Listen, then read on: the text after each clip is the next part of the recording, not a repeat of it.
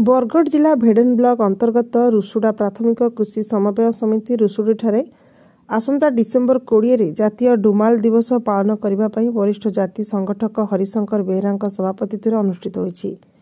ए बैठक में उपस्थित सदस्य डुमाल दिवस पालन विभिन्न दिग उपर आलोचना होइतिला। राज्यर विभिन्न जिलूर किपरि जाति भाई माने ठीक भाव में पहुंचे एवं तांकर सकल व्यवस्था विषय आलोचना होइतिला।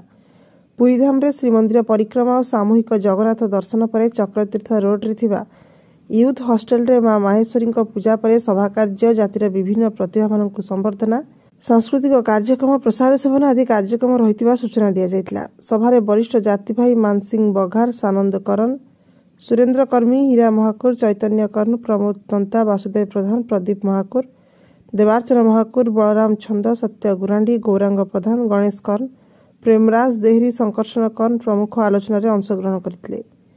राज्य प्राय 200 रु अधिक प्रतिनिधि जोग देथिबार आलोचना होइतिला। परिशेष रे सुरेंद्र कर्मी धन्यवाद देथिले।